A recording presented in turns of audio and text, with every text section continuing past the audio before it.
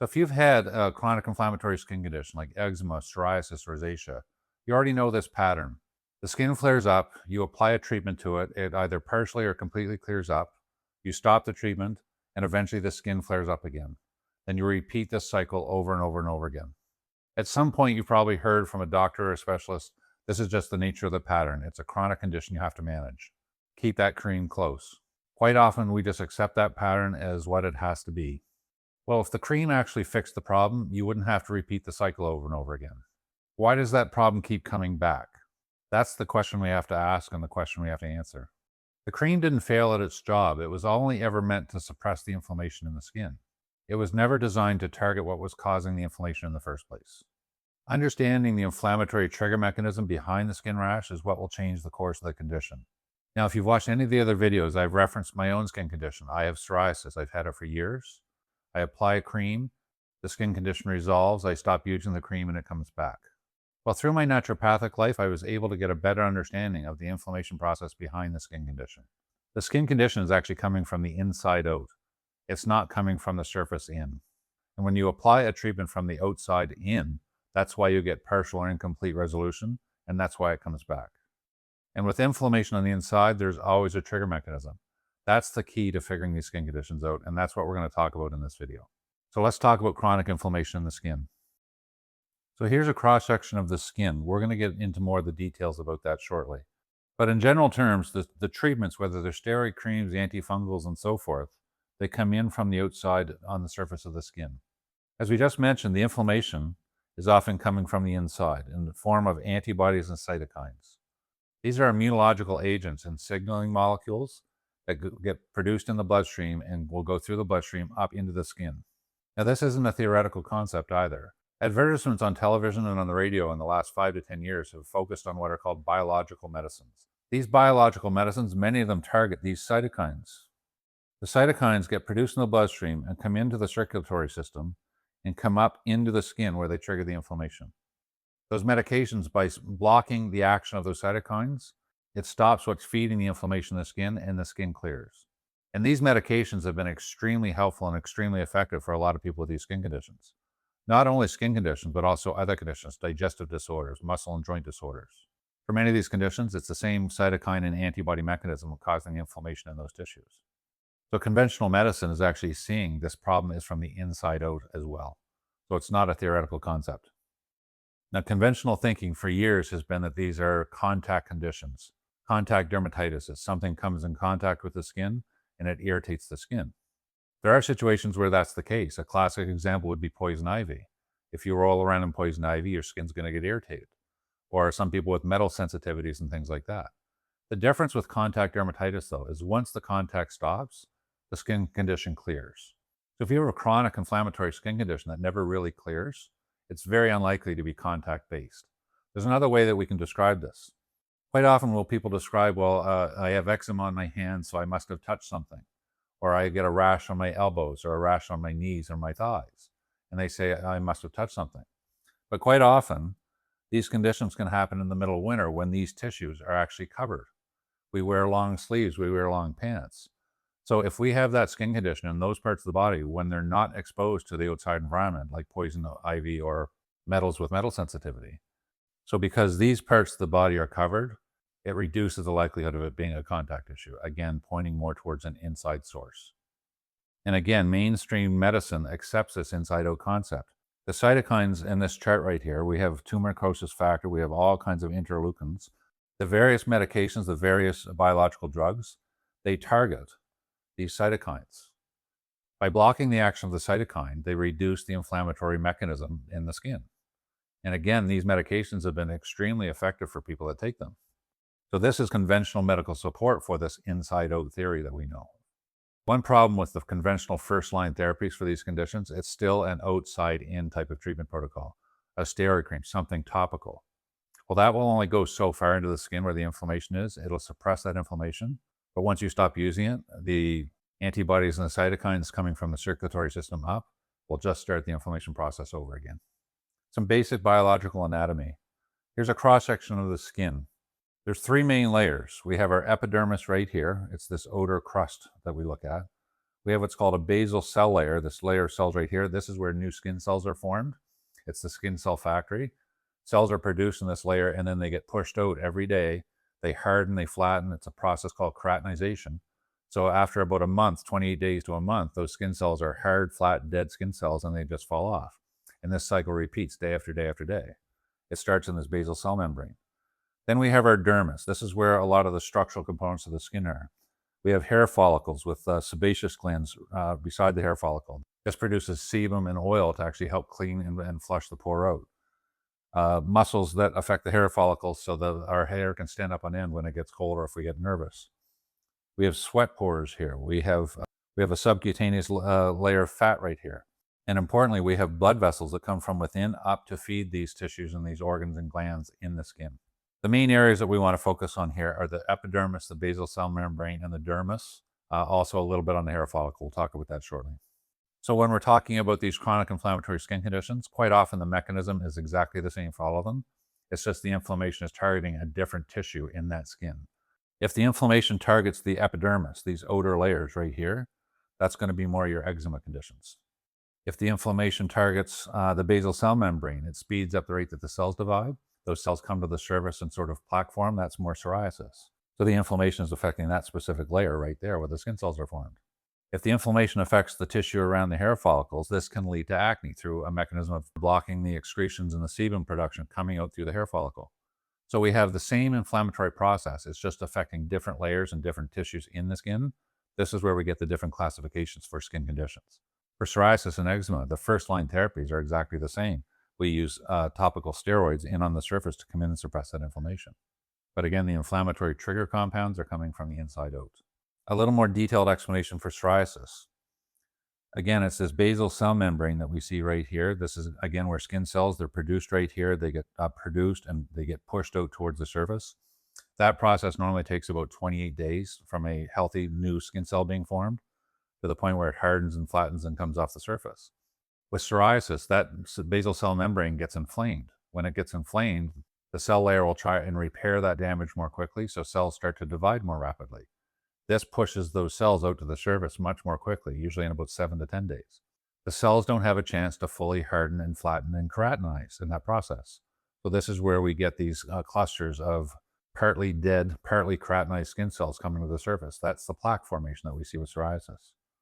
The first-line therapy for psoriasis would be a topical steroid. We put it on the surface. Some of it gets down into that basal cell membrane. It lessens the inflammation, which lessens the speed of the cell division, which lessens the plaque formation coming to the surface. And as soon as we stop that treatment, quite often the inflammation process in the basal cell membrane increases again, and it speeds up the rate the cells divide, and the plaque starts to resurface again. With acne, here's a bit of a close-up from a hair follicle.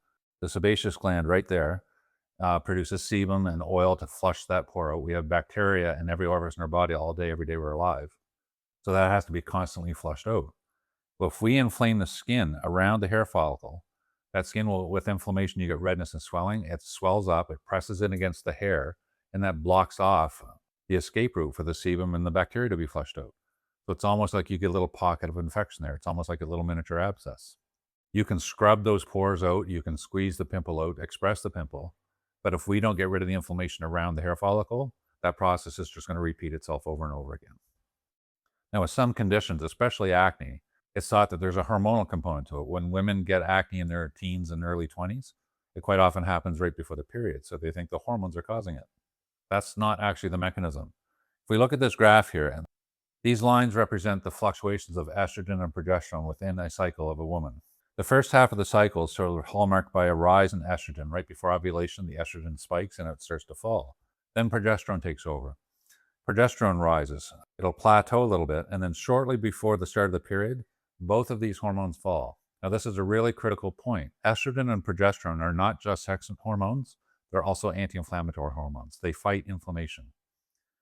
So at this phase in a woman's cycle, her estrogen and progesterone are both declining and they're at their lowest level.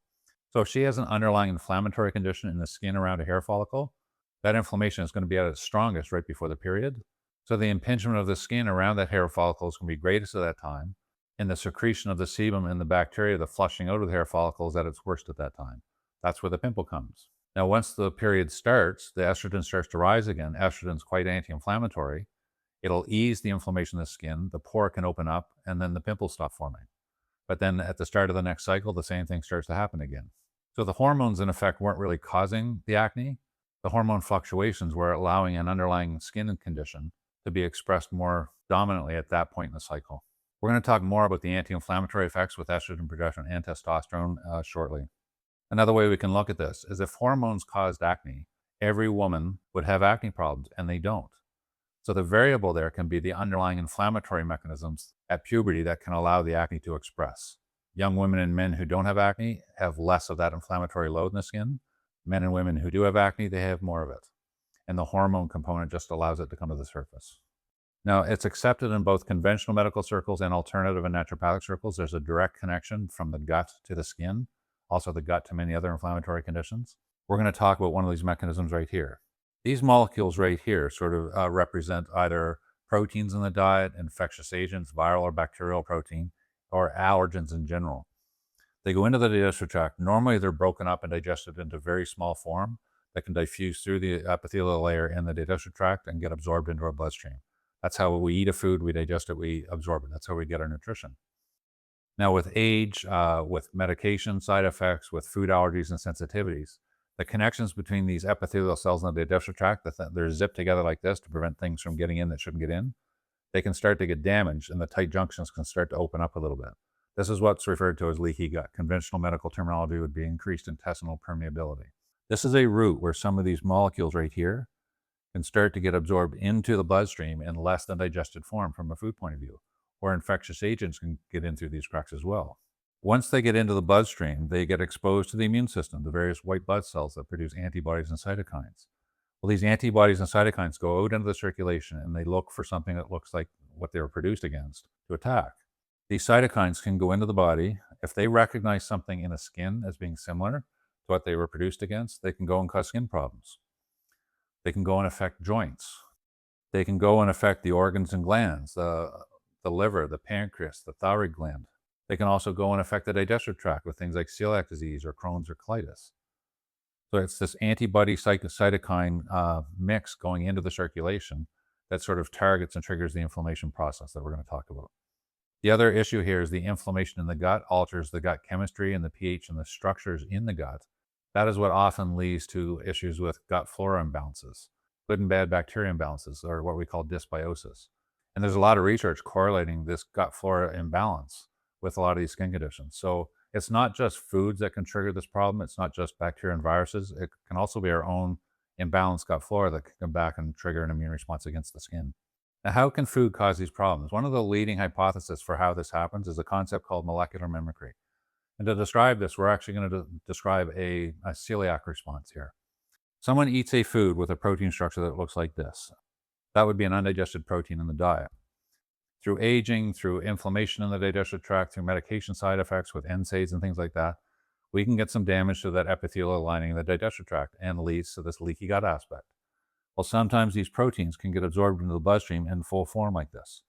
Now, proteins should be chopped up into smaller fragments or individual amino acids. If they are and they get absorbed in that form, we're not immunologically reactive to them. But when proteins get in there in larger than normal form, the immune system is designed to target those and to get rid of them because they can cause problems. So if this gets into the bloodstream in larger than normal form, the immune system will produce a response to it. So the white blood cells will interact with that through a very complex mechanism. It involves antigen-presenting cells, B cells. That's well beyond the scope of this video. The end result, though, is we have antibodies and cytokines that will go and target anything that looks like that protein structure right there. So if we called this protein gliadin or gluten, someone eats it and they produce antibodies and cytokines to go and attack that. If that person also has a protein in the bowel that looks like that protein right there, the antibody produced to this will go and attack that. That's the mechanism for celiac disease. Someone eats gliadin, they produce an antibody to it. That person also has a protein in the bowel that looks like gliadin, and the antibody goes and attacks it. That's where the term molecular mimicry comes from. You eat a molecule you're immunologically reactive to, you have a tissue that mimics it, and you get a cross-reaction. It's a really simple concept. So from a skin point of view, it's a really simple explanation. If we eat a food with a protein structure that looks like that, we produce antibodies and cytokines to attack that. What if that little protein in our body was found in the skin, either the epidermis or the dermis or the basal cell membrane right here? That antibody and cytokine response could get targeted to the skin. That can lead to this inflammatory skin response. There's actually research supporting this concept. We're going to talk about it in a few slides. So now let's talk a little bit more about the antibodies and cytokines. The white blood cells, they will see an infectious agent. This could be a bacteria or a virus, and in many cases, food. They interact with it, and they produce the antibodies. These antibodies, I think of them as soldiers in the body that are looking for that bad guy anywhere in the body. It's not the antibody that triggers most of the inflammation. The antibody targets the tissue specifically that's supposed to be attacked. So think of it like a soldier sent overseas to find a bad guy. It sees the bad guy, and it puts a laser on the bad guy so it can target it for the rest of the armed forces. So once that antibody targets it, the cytokines are basically the arms, the ammunition, the infantry that will go and trigger the inflammation to attack that tissue. The antibody targets the tissue, the cytokines come in and create the inflammation to kill whatever was in that tissue. Where the food comes in is this allergen up here is not always an infectious agent. That can be a food. The example we showed a little bit earlier was that can be a gliadin molecule, and someone who's allergic to gliadin. But it can also be to any other food. It's an allergen. So the antibody will go through the body and look for anything that has that shape to attack, and it puts a laser on it. Well, the cytokines will come in and they'll elicit and trigger an inflammatory response against this protein right here. And if that protein is found in the skin or a muscle or joint, it's going to trigger inflammation in those parts of the body. Now, the biological medications that we talked about before, those medications, they target the cytokines. They don't get rid of what caused the cytokine and the antibody to be produced over here, which is the allergen. The white blood cell and the allergen create the antibody-cytokine response. The medications target and suppress the cytokines, but it doesn't stop the immune response creating them. So as soon as we stop those medications, whether it's a topical steroid or a biological medicine suppressing the cytokines, that response is going to come back again. So now we're going to talk about two types of inflammatory reactions to foods that can actually lead to this mechanism. There are three main types of food reactions. People tend to use these terms synonymously. Food intolerance, food allergy, food sensitivity. They think they're just general food reactions. They're technically very different. So it's a lack of understanding of the technical differences between these types of food reactions that leads to so much trouble in people. And in order to address an inflammatory problem, we have to focus on the inflammatory food reactions and not the non-inflammatory ones. So food intolerances are non-inflammatory food reactions. The classic example is lactose intolerance. Lactose is milk sugar. Someone eats it or drinks it. They don't have enough of an enzyme called lactase in the small intestine to chop up and absorb the lactose. Sugar should be absorbed in the small intestine.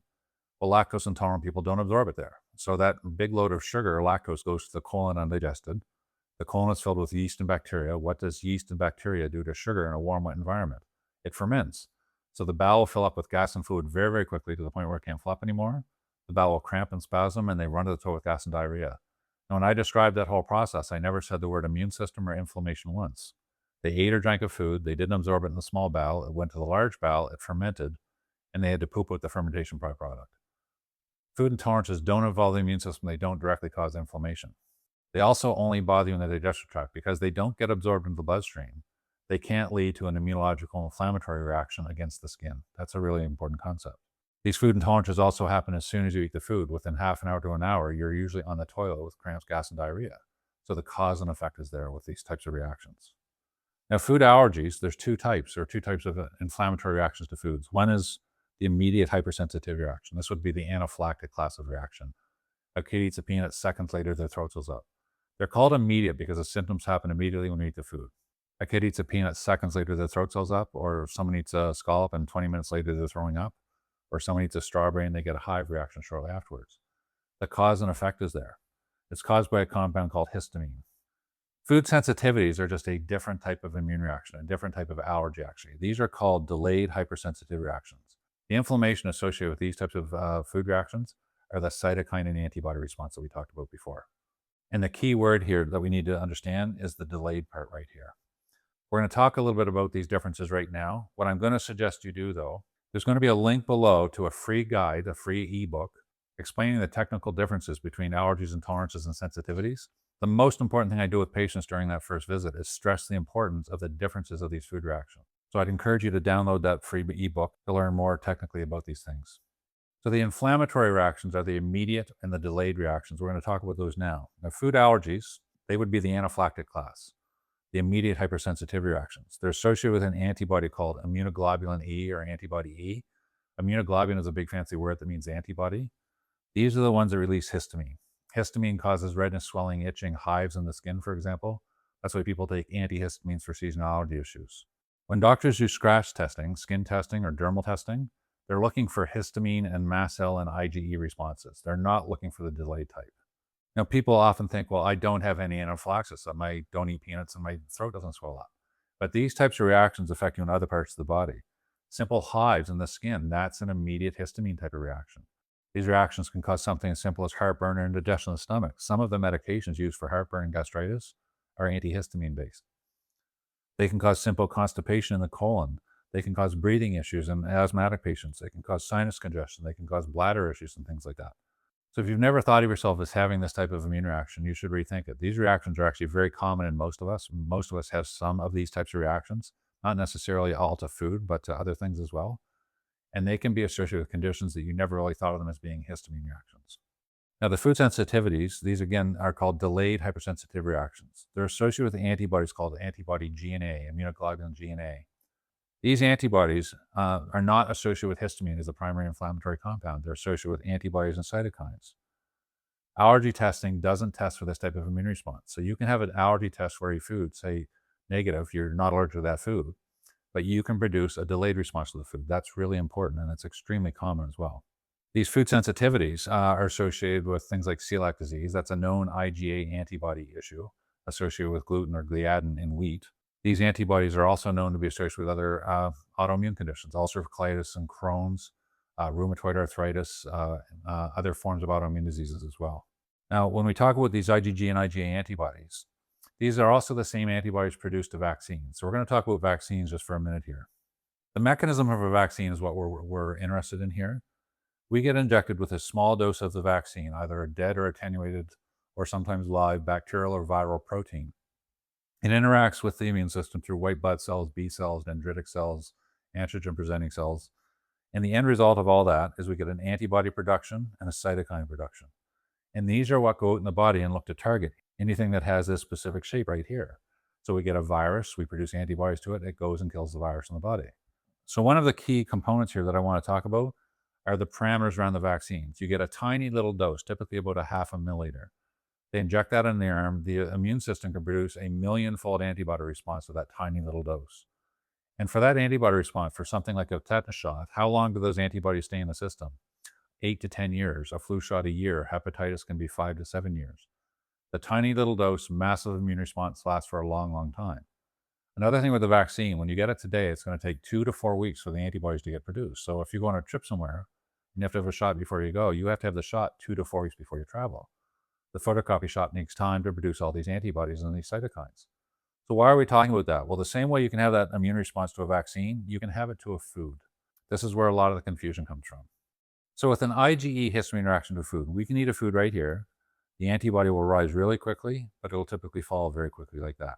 So the cause and effect is there. You eat the food, you have a symptom very quickly, so you can associate the two. And then if it doesn't kill you, it doesn't cause major problems, it goes away within 6 to 12 hours. Those are the IgE histamine reactions. The delayed reactions work differently. You could eat a food right here. The antibody can take up to 2 to 4 weeks to reach its peak like this, and then it'll fall very slowly over weeks to months, just like the vaccine antibodies do. Here's the problem. If you eat a food right here, the antibody can take up to 2, 3, 4, 5, 6 days to get produced and out into the skin and cause a problem. So you eat a food here, you can have a skin reaction here, here, or here. Now, if you eat a food today and it bothers you 3 days from today, 5 days from today, 7 days from today, you're not going to correlate those two things. So what happens then? If you eat a food today, it bothers you 3 days from today, and you don't figure those two things out, what are you going to do tomorrow? You're going to eat that food again. Every day you do this, the antibodies don't rise from zero. They start to build up and compound on top of each other. This can lead to a chronic, overlapping, ever-present inflammation that you'll never correlate back to a food in your diet. Whereas the histamine ones, they get in your system really quickly and they get out of your system really quickly. So it's this chronic overlapping inflammation that typically is what's presenting in your skin with eczema and psoriasis and these sorts of things. But that initial delay back here is what causes all these problems and what makes us think we don't have food issues. We talk more about that in the e-guide that I talked about before, so I'd encourage you to download that. Now, the medications we use to treat our skin conditions can actually give us some clues as to which type of reaction we're having. Antihistamines, if they help your condition, if you take a Benadryl and your skin condition clears, that skin condition is basically a histamine reaction. Antihistamines only work on histamine reactions. So if you get a high reaction, you take an antihistamine, 6 hours later, you're better. That's a histamine reaction to a food. But again, we can often figure those out just with a simple journaling process. If you take a steroid cream, and if that helps, at least initially, even though it may come back, that actually points more down the path to these delayed hypersensitive reactions. The mechanism of action for steroids works very well on antibodies and cytokines. It does have some antihistamine component as well, but it's predominantly targeting the antibodies and cytokines. So if you have used a steroid cream and you've gotten relief from it and you stop the cream and it comes back, quite often it's pointing down this pathway right here. Now, another common scenario is if you do both, if you take an antihistamine, it helps. You take a steroid cream, it helps. That just indicates that there's typically both types of reactions affecting the skin at the same time. You can have a histamine-based dermatitis. You can have a delayed reaction affecting a different component of the skin. These are the types of skin conditions that often get misdiagnosed, or often there isn't a formal diagnosis for it because it's displaying properties of both types of reactions. So these medications can give us clues in terms of figuring out what type of immune response is affecting the skin. So another common question we get is, why do these skin reactions happen in different places in different people? And this comes back to the antibodies and cytokines. The antibodies produced to whatever the infectious agent is or the food is, it's targeting this specific protein right here. So the antibody will go through the body and look for that. Well, these proteins, there's an infinite number of proteins in the body. Our body is not made of just one type of protein. Well, the proteins in different parts of the body will have different shapes and structures. And that's going to vary from person to person depending on your genes and your DNA and how those proteins are coded. So I have psoriasis. If I eat the food I'm allergic to, it comes back. If I avoid it, it goes away. But my psoriasis affects my elbows a little bit, affects me behind this ear, and a little bit on the back. Other people, it'll affect different parts of the body. It's because this tissue protein is going to be in different parts of the body, and that's what the antibody targets. So let's imagine this protein is actually in the skin or on the chest right here. If it's on the superficial layer, and if the allergies and IG reaction, that's going to cause hives in the skin. If that protein is found on the elbows, right here, and if it's a delayed reaction, that's going to cause something like eczema in that area. If that tissue protein is found in the face around a hair follicle, that might lead to an inflammatory acne condition or a rosacea condition. So it's the same type of inflammatory reaction. It's determined by which proteins are affected and where those proteins are in the body. And those two aspects vary from person to person. That's why it's different in all of us. Now, how aging affects this. Quite often we'll see people where they say, I had eczema as a kid, but I outgrew it. And then I'll see them in clinic when they're 45 or 50 years old and they got a different skin condition. Again, we're going to talk about estrogen, progesterone, testosterone. These aren't just sex hormones, they're also anti-inflammatory hormones. So when we're 4, 5, 6 years old, these hormone levels are very, very low. This is where we have these inflammatory conditions. It can be skin conditions, it can be asthma or eczema, ear infections, sore throats, tonsil problems. Quite often, those conditions tend to go away as we go through puberty. They get told they outgrew them. Well, quite often we don't outgrow them, we grow into them, because what happens, our steroid hormones rise as we go through puberty, so it pushes all this inflammation down right here. So we have some good years in the middle where our skin's good or everything else is good as well. So what happens when we hit our late 30s and 40s? These hormones fall again, periandropause and perimenopause. And as they fall, these inflammatory conditions start to come back. They may come back in different form in a man or a woman's body as opposed to the 5-year-old little girl or boy's body. But it's the same type of process. We didn't outgrow the condition when we were younger, we actually grew into it. Now, the problem in this scenario here is we don't have another puberty to look forward to suppress those down the road. So at this stage in our life right here, we're left with nothing but trying to find the trigger mechanism for the inflammation if we want long-standing relief from it. So again, these hormones aren't just sex hormones, they're anti-inflammatory hormones. I'd encourage you to go to a video called Menopause Isn't the Cause, It's Inflammation. This isn't just for women, it's for men as well. It's the same hormone aspects affecting the skin in both. This talks about the hormone changes that happen in women from their 40s on and how we start to see inflammatory issues surface. Quite often they're written off as menopausal symptoms when in fact they're not. They're inflammatory symptoms that menopause has allowed to come to the surface. Menopause didn't cause those symptoms in many cases, it just revealed an underlying inflammation. So I'd encourage you to watch that video if you get a chance. Now, this is another common clinical pathway that we've seen people when they're younger. Quite often they have dry skin, they'll put a topical moisturizer on it and they get along fine.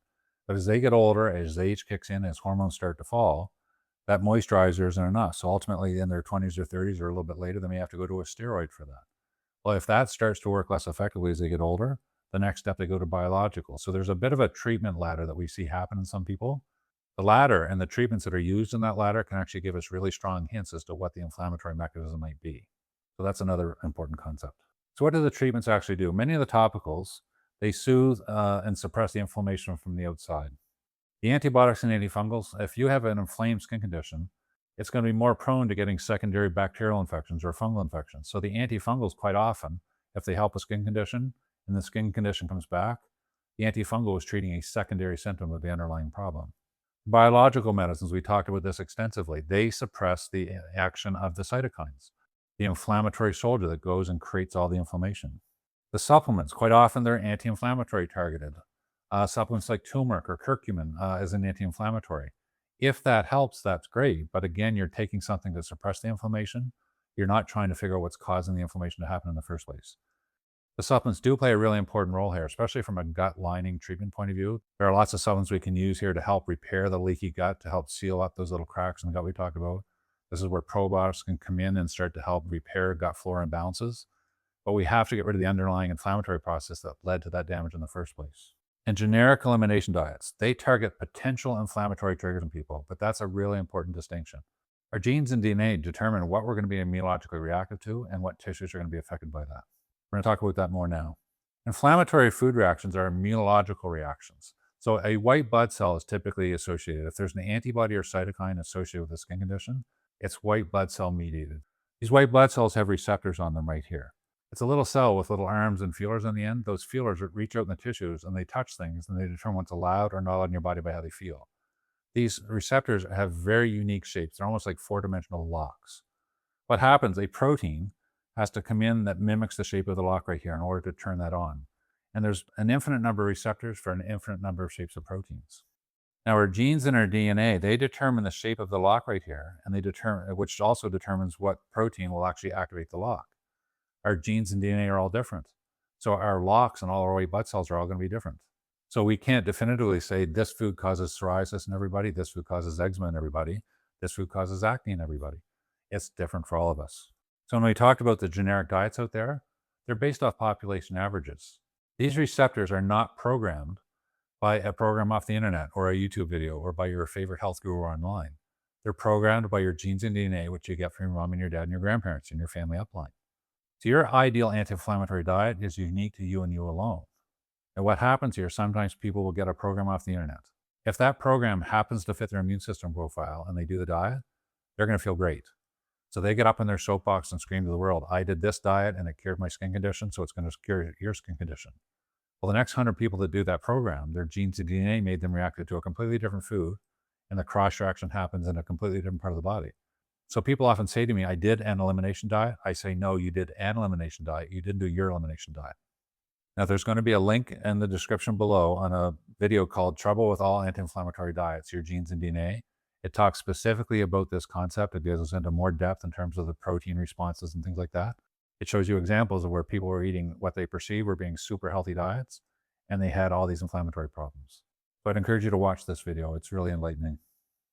Now, one study I can show here just to show this individual nature of the reaction, it's a psoriasis study. And again, we're talking about skin conditions. We're talking about my psoriasis here. A study with 39 patients, 33 of them tested positive through ELISA testing for an IgA antibody to gliadin. It's essentially like a celiac test they had done. So 33 of the 39 patients had an antibody to gliadin in their system. The 6 other patients were antibody negative. They didn't have gliadin antibodies in their system. They all did 3 months of a gliadin-free diet. And then their skin condition was assessed by a dermatologist. Now, 30 of the 33 patients who tested positive for IgA antibodies to gliadin showed significant improvements in their psoriasis based off the PASI score here. 0 of 6 of the patients who did the same diet showed any improvements. So the 6 that didn't show the improvements didn't have antibodies to gliadin. So the patients were tested, they found an antibody, they removed that food from the diet, and 30 of 33 showed improvements. The patients who didn't show an antibody to gliadin in their bloodstream, they did the gluten-free diet, they showed no responses to it. So this kind of shows and proves this highly specific and individual nature of a food protein with a skin condition. Now, those other 6, if we tested them and found out maybe 3 of them had an egg issue, if we took them off eggs, maybe they'd show improvements. Maybe 3 of them had a dairy issue. If we took them off dairy, maybe they showed improvements. So we have one diet, 2 completely different sets of results based off the individual targeting of the food and the tissue affected by it. So what I did here is I took the last 3 psoriasis patients I dealt with in clinic that we tested for. Mine was actually rice, gluten, blueberries, scallops, ginger, turmeric, a few others. But rice is what triggers my cross reaction in my skin. If I eat rice today, my skin takes about 5 to 7 days to flare up. And if I stop it, it takes 2 to 3 weeks to start to improve. The next person, eggs were their major issue. They showed eggs, dairy, oats, and yeast. But when we put the foods back in, it was eggs that caused their skin reaction. Eggs have a real affinity for skin issues in some people. The third patient, gluten, yeast, oats, and citrus. But gluten and yeast were the 2 major components that led to the cross reaction with the skin in this patient. And the last patient was a dairy patient, dairy, yeast, citrus, berries, etc. When we took those foods out on that person and we put them back in, dairy was the main triggering mechanism for that person's psoriasis.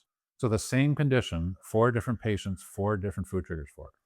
So this is a reason why studies tend to fail when it comes to conclude whether food affects skin issues. They'll take 100 people with psoriasis, they take them off all the same food, they show partial responses in the people who are actually allergic to that food. The others don't show any responses, so they conclude that food didn't affect psoriasis. So then they go to the next food and the next food. They won't find one food that causes the same skin condition, everyone with that condition. So at the end of all those studies, they conclude food didn't cause the condition.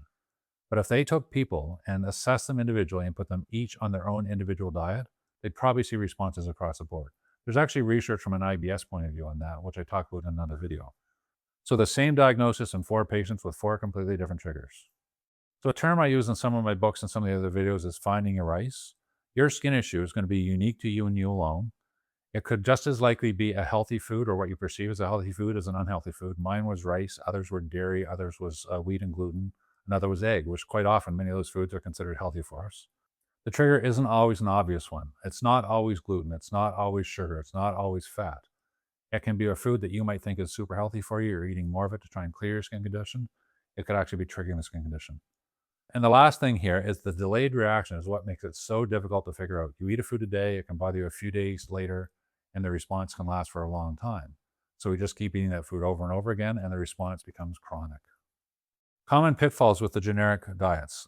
People say, well, I'll just do an anti-inflammatory diet or I'll do an elimination diet. We don't want to do another guessed diet. When we guess at the food triggers, quite often we focus on what we perceive as being healthy foods and restricting what we think are unhealthy foods. But generic healthy isn't always healthy. We have to get the correct combination of foods out eliminated at the same time. So there's one example where I showed you it was gluten and yeast. If that person had taken gluten out but not yeast, they may not see full response. If they take yeast out but not gluten, they may not have seen a complete response. So it's not always just one food causing our problems. It can be multiple foods. It's like a combination lock. If you have 3 foods contributing to a condition and you only ever take one out at a time, you're trying to unlock that safe with only having one number of a 3-number combination correct. It just doesn't work. Quite often when we do elimination diets, they're not long enough to allow that extended antibody to fall. These antibodies can last for months to years for a vaccine. Well, for foods, they can be in there for weeks to months. So if we do a diet today and next week our skin's not better, quite often we give up on it. But you have to get to the 6 to 8 week mark sometimes before these antibodies can start to show improvements in the skin. Elimination diets often aren't done strictly enough. We say, well, I'm going to cut that food back, but I won't cut it out.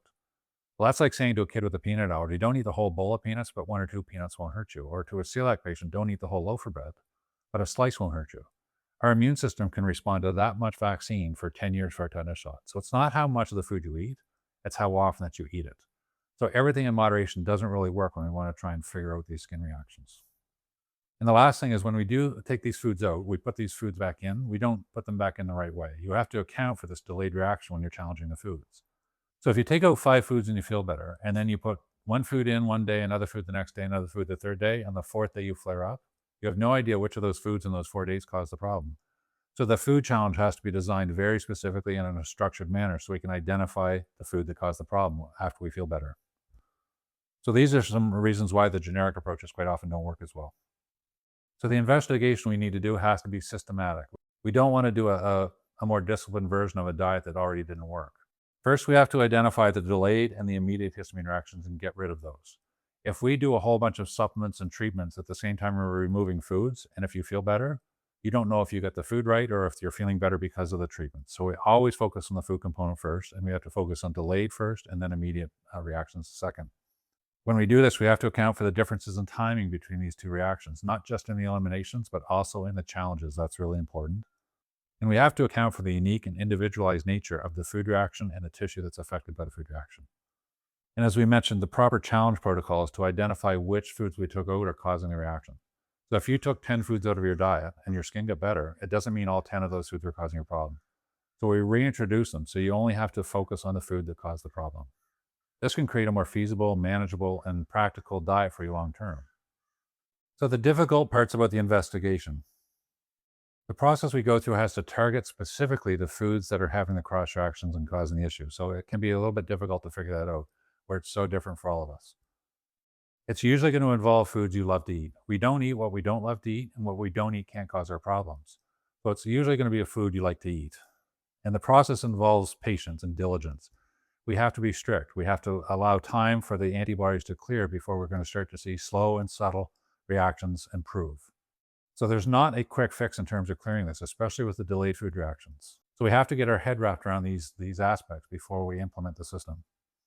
The good part, though, is the improvements in the skin usually aren't just limited to the skin. The same inflammatory response that affects your skin, quite often there are going to be other components that are affected by that. So with skin issues, we often see digestive tract issues, reflux, indigestion, or heartburn, constipation, diarrhea, or IBS issues. Quite often, it can be the same food that's inflaming and affecting both of those organ systems. It can also affect muscle and joint issues with inflammatory arthritis. It can affect organ and gland issues. It can affect us subjectively as well with energy and mood and focus and concentration and brain fog issues. So the reward can be pretty great if we can figure out that inflammatory skin reaction. Quite often, we're going to see many other benefits with it as well. So does this apply to you? So has your skin condition been going on for years? You treat it, it gets better, you stop treating it, it comes back again. You've tried dietary changes that may have helped a little bit, but they stop working eventually. You've climbed the treatment ladder that we talked about before. You've gone from moisturizers to steroid creams, and now they're talking about biological drugs with you. You have other inflammatory symptoms going on. You've got some digestive issues, IBS issues, reflux, indigestion, or heartburn.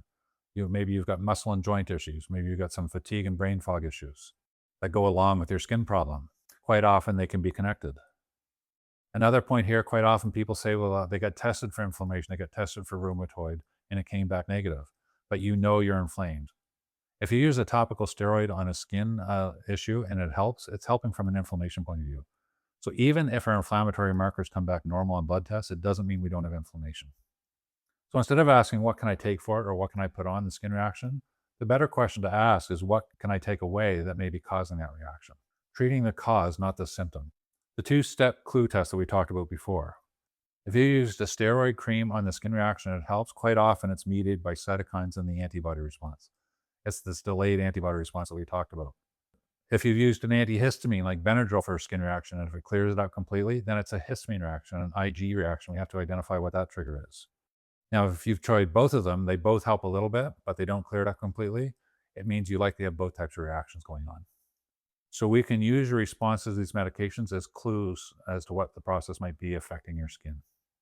So where do we start with this? The first place to go would be this free gut I'm talking about. We have to begin understanding how our bodies respond to foods and whether they're immune responses, inflammatory responses, or intolerant responses. So please download this free ebook. This is the first step I take with every inflammatory patient in the clinic. We start with this differentiation between intolerances, allergies, and sensitivities. And depending on what we identify there, that points us off in the right direction. Now, everything we've talked about in this video, there's a much more at-length and detailed version, including research supporting these concepts, in a book called Skin Inflammation Revealed. It's available on Amazon at that QR code. If you'd like more in-depth explanation and research backing up the explanations and things like that, I'd encourage you to go grab that book as well. Now, the best way to work through this is to actually find a functional medicine practitioner who's familiar with immunological food reactions and these types of conditions. But for people out there who don't have access to that, there is a program online. The link is in the description. It's called How to Figure Out Your Ideal Anti-Inflammatory Diet. It provides all the explanations that we talked about, all the critical background information, and that's really important. But it also provides algorithms and processes as you can go through to identify and eliminate the foods that may be triggering these problems, but also how to put them back in the right way. It talks about pros and cons from food testing, food sensitivity testing, and other options to figure out your profile to eliminate. So if you're curious, I'd go to that website right there and have a look at the course curriculum there. So finally, the key point I'd like to take away is chronic inflammatory skin conditions, actually chronic inflammatory conditions anywhere. The immune system always has a trigger to elicit the inflammation. The key is to figure out what that trigger is. With skin conditions like my psoriasis, it was rice. With you, it might be rice or a different food. So hopefully you can take this information and find out what your rice might be. Thanks, and we'll see you in the next video.